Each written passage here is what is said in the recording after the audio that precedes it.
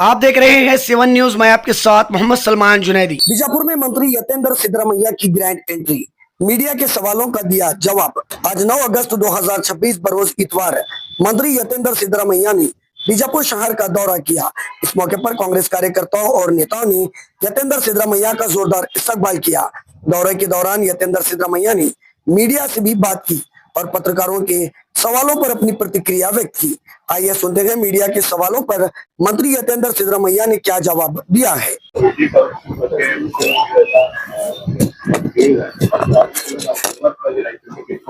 Volunteer ಆಗಿ ಯಾರು ಕೊಡಕ್ಕೆ ಇಷ್ಟ ಇದೆಯೋ ಅವರು ಅವರಿಂದ ಭೂ ಸ್ವಾಧೀನ ಮಾಡ್ಕೊಳ್ತೀವಿ. ಸೊ ಹಾಗಾಗಿ ಯಾರು ಬಲವಂತ ಇಲ್ದಾಗ ಇವ್ರು ಅನಾವಶ್ಯಕವಾಗಿ ರೈತರನ್ನ ಸುಮ್ಮನೆ ತಪ್ಪು ದಾರಿ ಹೇಳ್ತಾ ಇದ್ದಾರೆ. ಇವರೇ ಈ ಒಂದು ಒಂದು ಕಾಮಗಾರಿ ಬಿಜಿ ಟೌನ್ಶಿಪ್ ಕಾರ್ಯಕ್ರಮ ಶುರು ಮಾಡಿ ಈಗ ಇವರೇ ಅದ್ರ ವಿರುದ್ಧ ಹೋಗಿ ಮಾಡ್ತಿದ್ದಾರೆ. ನಮ್ಮ ಬಾಲಪ್ರಿಯ ಗೌಡರು ಚೆನ್ನಾಗಿ ಹೇಳಿದ್ರು, ಅವರದು ಪಾದಯಾತ್ರೆ ರೀತಿಯಲ್ಲಿ ಪ್ರಾಯಶ್ಚಿತ ಪಾದಯಾತ್ರೆ. ಯಾಕೆಂತಂದ್ರೆ ಅವರೇ ಮಾಡಿರೋ ಕಾರ್ಯಕ್ರಮ ಅವರೇ ಮಾಡ್ತಾರಿಂದ ಅದಕ್ಕೆ ಕರೆಕ್ಟ್ ಆಗಿ ಆಪ್ ಹೆಸರಿಟ್ಟಿದ್ದಾರೆ. ಓಕೆ, ಕ್ಯಾಬಿನೆಟ್ ಎಕ್ಸ್ಪೆನ್ಸಿವ್ ಬಗ್ಗೆ ಇನ್ನೂ ಕೆಲವೊಬ್ಬರಿಗೆ ಅಸಮಾಧಾನ ಇದೆ. ನಾನು ಹೇಳ್ತೀನಿ, 2-3 ದಿನಗಳ ಮೀಡಿಯಾವರು ಇದನ್ನೇ ಕೇಳ್ತಾ ಇದ್ದಾರೆ. ನಾ ಹೇಳ್ದಲ್ಲ, ಪ್ರತಿ ಸರ್ಕಾರದಲ್ಲೂ ಕೂಡ ಯಾವುದೇ ಸರ್ಕಾರದಲ್ಲಿರ್ಲಿ ಇದು ಸಂಪುಟ ಪುನಾರಚನೆ ಅಥವಾ ಸಂಪುಟ ವಿಸ್ತರಣೆ ಆದಾಗ ಬಹಳಷ್ಟು ಸಚಿವಾಕಾಂಕ್ಷಿ ಇರುತ್ತೆ. ಯಾರು ಸಚಿವ ಸ್ಥಾನ ಸಿಗಲ್ಲ ಅವ್ರು ಸ್ವಲ್ಪ ಅಸಮಾಧಾನ ಬಿಡ್ತಾರೆ. ಅದು ಸಹಜವಾದದ್ದು, ಎಲ್ಲಾ ಸರ್ಕಾರದಲ್ಲೂ ಎಲ್ಲಾ ಸಮಯದಲ್ಲೂ ಆಗಿದೆ. ಬಟ್ ಆದ್ರೆ ನಮ್ಮ ವರಿಷ್ಠರು ನಾಯಕರುಗಳು ಅವ್ರನ್ನ ಭೇಟಿ ಮಾಡಿ ಅವ್ರ ಮನವೊಲಿಸಿ ಏನೇ ಅಸಮಾಧಾನ ಇದೆ ಅದನ್ನ ಶಮನ ಮಾಡ್ತಾರೆ. ಸೊ ಈಗಲೂ ಕೂಡ ಎಲ್ಲ ಸರಿ ಹೋಗುತ್ತೆ. ಖಾತೆ ಹಂಚಿಕೆ ಅಸಮಾಧಾನ ಆಗಿದೆ, ನನಗೆ ಅದೇ ಖಾತೆ ಬೇಕು, ಇದೇ ಖಾತೆ ಬೇಕಂದ್ರೆ ತೀರ್ಮಾನ ಆಗಿರೋಲ್ಲ. ಅದಕ್ಕೆ ಯಾವ ಖಾತೆ ಬೇಕು ಕೇಳ್ಕೊಳ್ತಾರೆ ಹೈಕಮಾಂಡ್ ನ. ಆದ್ರೆ ಕೊನೆಗೆ ಡಿಸೈಡ್ ಮಾಡೋದು ಹೈಕಮಾಂಡ್. ಈಗಾಗಲೇ ಹೇಳ್ದಂಗೆ ಹಿಂಗೆ ಸಚಿವ ಸ್ಥಾನ ಸಿಗ್ಬೇಕಾದ್ರೆ ಆಯ್ತು, ಅದೇ ರೀತಿ ಖಾತೆ ಹಾಕಿದ್ರು ಅಷ್ಟೇ. ಎಲ್ಲರೂ ಕೂಡ ಪಕ್ಷದ ನಾಯಕತ್ವ ಏನ್ ತೀರ್ಮಾನ ಮಾಡ್ತಾರೆ ಅದಕ್ಕೆಲ್ಲರೂ ಕೂಡ ಕೊನೆಗೆ ಬರ್ತಾರೆ, ಹಾಗೆ ಆಗ್ತದೆ. ಸಿದ್ದರಾಮಯ್ಯ ಅವರಿಗೆ ಅನೇಕ ಮಂದಿ ಸಿಎಂ ಸ್ಥಾನ ಹೇಳಿದ ನಂತರ ಎಲ್ಲೋ ಒಂದ್ ಕಡೆ ಮೂಲಗುಂಪು ಮಾಡ್ಲಾಗ್ತಾ ಇದೆ. ಅವ್ರು ಹೇಳಿದಂತ ಮಾತುಗಳ ಕೇಳ್ತಾ ಇಲ್ಲ ಯಾರು ಕೂಡ ಅಂತೇಳಿ. ಆಮೇಲೆ ಸಚಿವ ಸ್ಥಾನದ ಏನೀಗ ಸಂಪುಟ ವಿಸ್ತರಣೆ ಆಯ್ತು, ಅದರಲ್ಲಿ ಕೂಡ ಅವ್ರು ಹೇಳಿದಂತಹ ಕೆಲವು ವರ್ಷಗಳು ಆಗ್ಲಿಲ್ಲ. ಅದು ಕುರುಬ ಸಮಾಜ ಕೂಡ ಅನೇಕರಿಗೆ ಅಸಮಾಧಾನ ಕೂಡ ಇದೆ, ಅಸಮಾಧಾನ ಕೂಡ ಹೊರಗೆ ಆಗ್ತದೆ. ಯಾರು ಹೇಳಿದ್ರು ದೊಡ್ಡ ಆಗಿಲ್ಲ ಅಂತ, ಮತ್ತವ್ರಿಗೆ ಅಸಮಾಧಾನ ಇದೆ ಅಂತ ತಂದೆಯವ್ರನ್ನ ಬಂದು ಬಹಿರಂಗವಾಗಿ ಹೇಳಿದಾರೆ ಅಸಮಾಧಾನ ಇಲ್ಲ ಅಂತ. ನಾಳೆ ತಂದೆಯವ್ರ ಜೊತೆ ಇದೀನಲ್ಲ, ಸೊ ಅವ್ರಿಗೆ ಅಸಮಾಧಾನ ಇಲ್ಲ. ಮತ್ತೆ ಮೂಲೆಗುಂಪು ಕೂಡ ಮಾಡಿಲ್ಲ. ಯಾಕೆಂತಂದ್ರೆ ಸಚಿವ ಸಂಪುಟ ವಿಸ್ತರಣೆ ಮಾಡ್ಬೇಕಾದ್ರೆ ತಂದೆಯವ್ರನ್ನ ಕರೆದು ಅವರ ಅಭಿಪ್ರಾಯಗಳನ್ನ ತಿಳಿಸ್ಕೊಂಡು ಅವರು ಅಭ್ಯರ್ಥಿಗಳ ಪಟ್ಟಿ ಕೊಟ್ಟಿದ್ರು, ಅದನ್ನು ಇಸ್ಕೊಂಡು ಅದ್ರೊಳಗೆ ಎಷ್ಟು ಸಾಧ್ಯ ಆಗುತ್ತೋ ಅಷ್ಟು ಮಾಡಿದ್ದಾರೆ.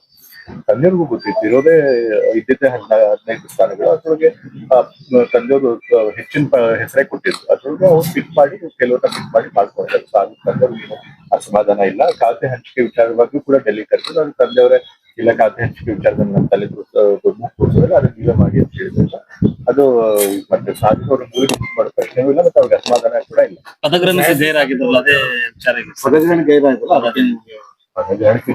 ಬರ್ಲಿಲ್ಲ. ಯಾಕೆಂತಂದ್ರೆ ಅವತ್ತು ಅವ್ರು ಹುಟ್ಟಪ್ಪ ಇತ್ತು, ಎಲ್ಲ ಬಹಳಷ್ಟು ಜನ ಅವ್ರು ಬಂದು ಅಭಿಮಾನಿಗಳು ಎಲ್ಲರೂ ಕೂಡ ಅವ್ರನ್ನ ಭೇಟಿ ಮಾಡ್ತಿದ್ರು. ಹಾಗಾಗಿ ಅವ್ರು ಅವತ್ತು ಬರ್ಲಿಲ್ಲ. ಗಾಯತ್ರಿ ಶಾಂತೇಗೌಡ ವಿಚಾರದಲ್ಲಿ ಏನಾಯ್ತು?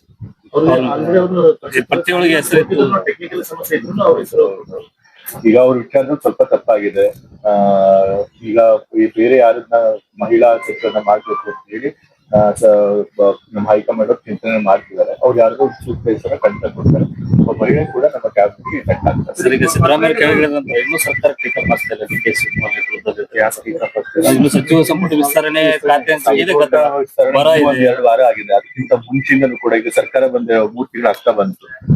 ನಾವು ಬಂದ ತಕ್ಷಣ ಹಲವಾರು ಪ್ರೋಗ್ರಾಮ್ಗಳನ್ನ ನಾವು ಅನೌನ್ಸ್ ಮಾಡಿದೀವಿ. ಫಸ್ಟ್ ಕ್ಯಾಬಿನೆಟ್ ನಲ್ಲೇ ವಿದ್ಯಾರ್ಥಿಗಳಿಗೆ ಉಚಿತ ಪಾಸ್ ಮಾಡಿದೀವಿ. ಭಾರತದ ಕ್ಲಬ್ಗಳನ್ನ ಮಾಡಿದ್ವಿ 1000 ಕೋಟಿ.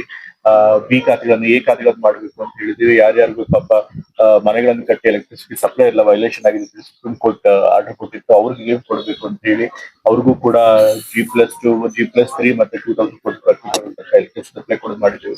ಬರ ಪರಿಸ್ಥಿತಿ ಬಂದಾಗ ಸೀರೀಸ್ ಆಫ್ ಮೀಟಿಂಗ್ ಮುಖ್ಯಮಂತ್ರಿಗಳು ಸೇರಿದಂತೆ ಇದ್ದಂತಹ ಎಲ್ಲಾ ಮಂತ್ರಿಗಳು ಕೂಡ ಮಾಡಿದ್ವಿ. ನಾವೆಲ್ಲ ನಮ್ಮ ಉಸ್ತುವಾರಿ ಜಿಲ್ಲೆಗಳಲ್ಲಿ ಭೇಟಿ ಮಾಡಿದ್ವಿ.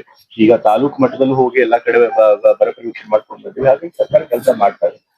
ಮಹಾನಗರ ಪಾಲಿಕೆಗೆ, ವಿಜಯಪುರ ಮಹಾನಗರ ಪಾಲಿಕೆಗೆ ಅನೇಕ ವರ್ಷ, ಯಾಕಂದ್ರೆ 3 ವರ್ಷಗಳಿಂದ ಅಧಿಕಾರಕ್ಕೆ ಬಂದ ನಂತರ ಕೂಡ ಬೇಡಿಕೆಗಳನ್ನ ಅನೇಕ ಇದ್ದಂತೂ ಕೂಡ ವಹಿಸ್ಕೊಂಡವರಾಗ್ಲಿ ಮತ್ತು ಪೌರರಾಗ್ಲಿ ಮಹಾಪೌರರಾಗ್ಲಿ ಅದು ಕೂಡ ಬೇಡಿಕೆ ಇಟ್ಟಿದೆ. 100 ಕೋಟಿ ರೂಪಾಯಿ ಅವಶ್ಯಕತೆ ಇದೆ. ಯಾವುದೇ ಒಂದು ಕಾರ್ಯ ಈಗ ಏನೇನು ಕೆಲಸಗಳಾಗಿವೆ, ಏನೇನು ಕೆಲಸಗಳಾಗಬೇಕು, ಜನರ ಬೇಡಿಕೆ ಅದನ್ನೆಲ್ಲ ಪರಿಶೀಲನೆ ಮಾಡಿ ಸೂಕ್ತ ಕ್ರಮ ವಹಿಸಿದಾಗ ಅದನ್ನೆಲ್ಲ ಆದಷ್ಟು ಬೇಗ ಈಡೇರಿಸುವ ಕೆಲಸ ಅಲ್ಲ, ದುಡ್ಡು ಏನಾದ್ರು ಕೊಡ್ತೀರಾ ಅಂತ ಸರ್ ತರ? ಈಗ ಯಾಕಂದ್ರೆ 3 ವರ್ಷದಿಂದ ಕೇಳ್ತಾ ಇದಾರೆ, ಅಭಿವೃದ್ಧಿನೇ ಇಲ್ಲಾರ್ದಂಗಾಗಿದೆ ಸರ್. ನೋಡ್ತಾ ಗೊತ್ತಾಗಿದೆ ಈಗ ಎಷ್ಟು 100 CR ಕೇಳಿದ್ರೆ ಸರ್ ಮಿನಿಮಮ್ ಎಷ್ಟು ಅಗತ್ಯ ಇದೆ, ಎಷ್ಟು ಅನುದಾನ ಕೊಟ್ಟಿದ್ದಾರೆ, ಅದ್ರೊಳಗೆ ಎಷ್ಟು ಕೆಲಸ ಇದೆ, ಇನ್ನೂ ಎಷ್ಟು ಬಾಕಿ ಇದೆ, ಅದೆಲ್ಲ ಪರಿಶೀಲನೆ ಮಾಡುತ್ತಾರೆ. ಖಂಡಿತ ಅನುದಾನದ ಅಗತ್ಯ ಇದೆ, ಕೊಡ್ತಾರೆ. Thank you.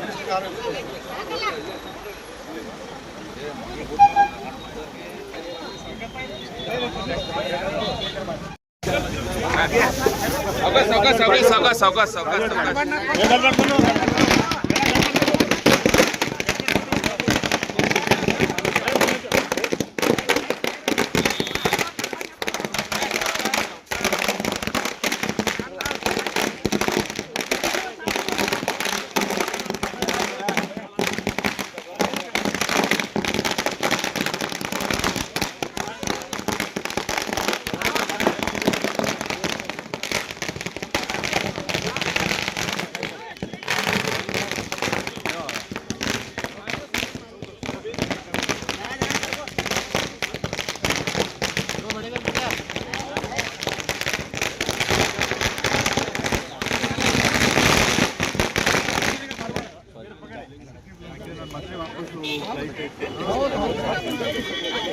सकलेन